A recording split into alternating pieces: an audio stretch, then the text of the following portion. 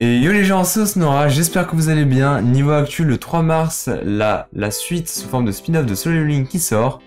Du coup, histoire de reprendre l'habitude, je vous présente 3 webtoons qui ressemblent à Solo Leveling sur ce générique. What's up les manoirs, on adore ça. J'en parle à mon papa. On ne lit que ça, on vit pour les manoirs. What's up les manoirs. En premier webtoon, on a Kill the Hero, qui est pour moi le meilleur webtoon de cette sélection, avec pour joueur action, aventure, fantastique. Dans un monde où les donjons sont apparus sur Terre, notre héros se fait trahir par le soi-disant sauveur de l'humanité. Par chance, il revient à la vie des années avant sa mort et il va alors tout faire pour montrer au monde sa vraie apparence et par la même occasion, créer un rival capable de battre sur tous les plans son ennemi juré.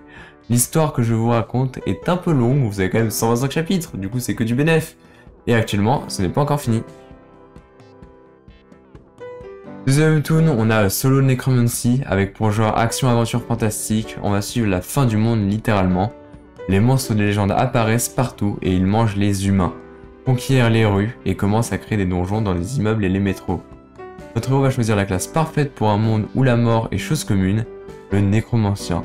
L'extension de la race humaine sera son terrain de jeu, et seule la richesse et la gloire l'attendent. Petit rappel les gens pour dire que 80% des gens qui regardent les vidéos ne sont pas abonnés. S'il vous plaît les refs, abonnez-vous, ça coûte rien et ça soutient de ouf la chaîne. Sur ce, on continue, je vous embête pas plus.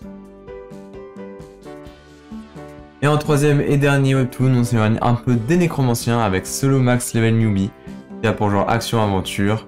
Et on va suivre l'histoire de Jinhyuk, un joueur nu sur YouTube, était la seule personne à avoir fini le jeu La Tour aux épreuves. Toutefois, quand la popularité du jeu fait une chute libre due à sa difficulté, il devient plus difficile pour lui de vivre en tant que youtubeur.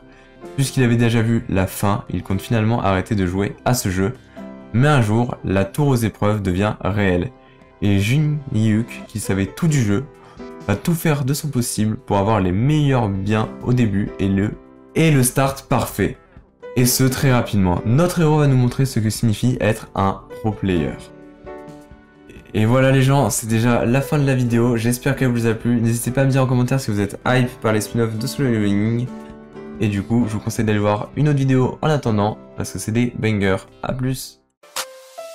N'hésite pas à t'abonner, je te le demande s'il te plaît, car cela pourrait bien aider. Et n'hésite pas à supporter. Like.